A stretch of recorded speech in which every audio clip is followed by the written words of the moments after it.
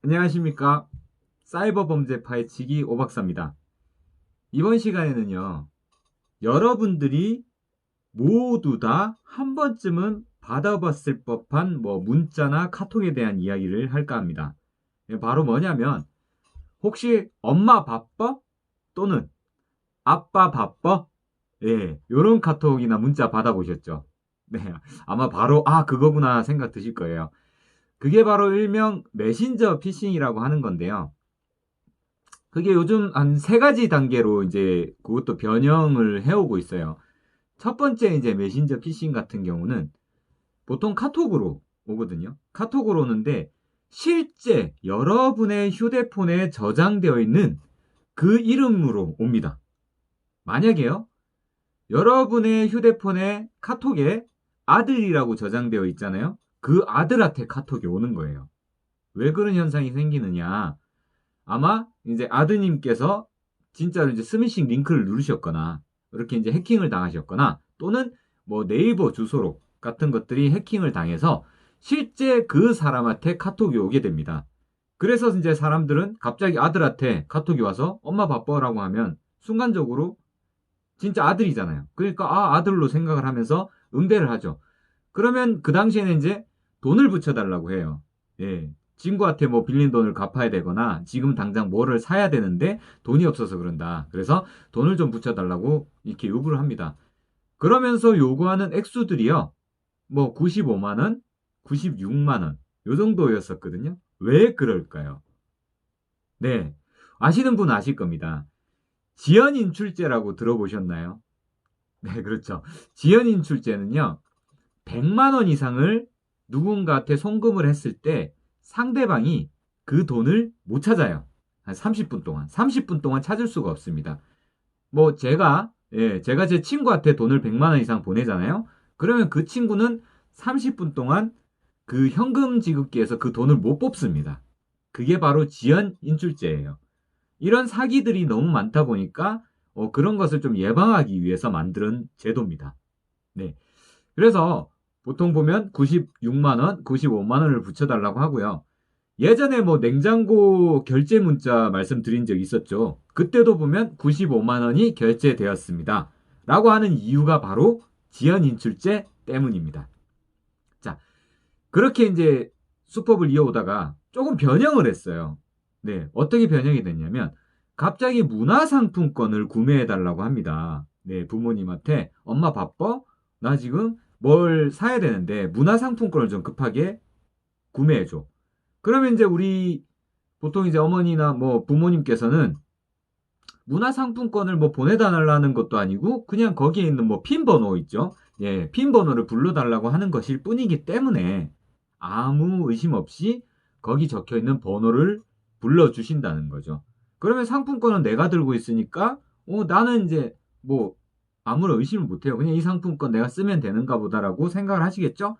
그런데 핀 번호를 불러주게 되면 네, 아시죠? 온라인에서 물건을 구매할 수가 있습니다. 그 핀 번호를 받아가지고 온라인에서 물건을 사버리는 거예요. 그렇게 해서 이제 사기를 하는 경우가 있었고요. 최근에는 이제 어떻게 하냐면 어플을 깔으라고 해요. 네. 엄마 바빠라고 이제 문자로 옵니다. 이 모르는 번호로 이제 문자가 와서요.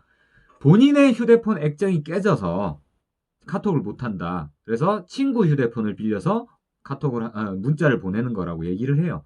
그리고 나서 지금 너무 이제 급해서 그러니까 좀 돈을 붙여달라고 하는데, 근데 이제 엄마라든지 아버지가 돈을 붙이기 힘들면 그럼 내가 할게, 대신 내가 불러주는 거 좀 깔아줘, 이런 식으로 이제 얘기를 하는 거예요. 그래서 어플을 깔도록 유도를 하고요. 그 어플에 있는 걸 이제 하라는 대로 시키거든요. 거기 보면 비밀번호를 설정을 누르라고 이제 하고, 계좌번호, 그 다음에 그 신분증 사진을 찍어서 보내달라고 해요. 그럼 이제 실제로 그런 것들을 보내면 어떤 일들이 생길까요? 네. 어플을 깔게 되면 휴대폰이 원격 조정을 당하게 됩니다. 그래서 원격 조정을 당하게 돼서 계좌번호, 비밀번호 다 알려주셨죠. 여러분의 휴대폰에 있는 그 이제 은행 어플이라든지를 통해서 원격 조정으로 그걸 들어가요. 들어가가지고 돈을 이제 탈취를 해갑니다. 또는요, 두 번째는 여러분의 신분증하고 다 보내주셨잖아요. 그걸 가지고 여러분 명의로 휴대폰을 하나 또 만들어요. 한두 개 정도 더 만들어서 공인인증서도 새로 발급을 받습니다. 여러분의 공인인증서를요. 그래가지고 예, 대출을 받아요. 요즘 왜 뭐 비대면으로 대출을 받을 수 있지 않습니까? 뭐 땡땡 사이트, 땡땡 뭐 네, 증권, 땡땡 은행 이런 거에서 비대면으로 이렇게 이제 대출을 받을 수가 있으니까 여러분의 뭐 주민등록증 다 있겠다. 뭐 네, 그렇죠. 비밀번호도 받았고 그다음에 그 휴대폰에 있는 개인정보 등 그리고 모든 것이 다 있으니까 여러분의 명의로 휴대폰을 개설해서 공인인증서까지 받고 그걸로 대출을 받습니다. 그러면 이제 나중에 여러분은 대출을 갚아야 되는 압박을 받는데 그 대출 금액이 상당히 커요. 네. 그래서 그런 피해를 입는 분들이 상당히 많습니다. 그래서 이런 부분들, 어, 지금 이제 보여드리는 사진은요, 제가 최근에, 예, 최근에 받은 실제 문자였고요. 그리고 이제 어떻게 하는지 궁금해서 제가 이렇게 또 문자를 응답을 해봤어요. 한번 보시겠습니다.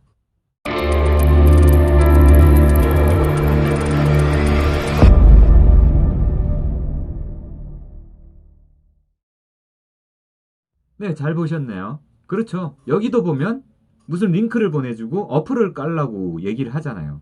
네, 맞습니다. 이런 식으로 해서 어플을 깔게 하고 결국에는 제가 아까 말씀드린 대로 이렇게 이제 사기를 하는 거예요. 그러면 이제 금전적 피해를 입게 되고 실질적으로 그런 부분들은 보상을 받기가 힘들도록 되어 있습니다. 그래서 여러분 이제 이런 부분들에 대해서 만약에 이제 어떻게 내가 조치를 해야 되고 또 어떻게 예방을 해야 되고 하는지에 대해서는 또 다음 시간에 네, 말씀드리도록 하겠습니다. 네, 이상 오박사였습니다. 감사합니다.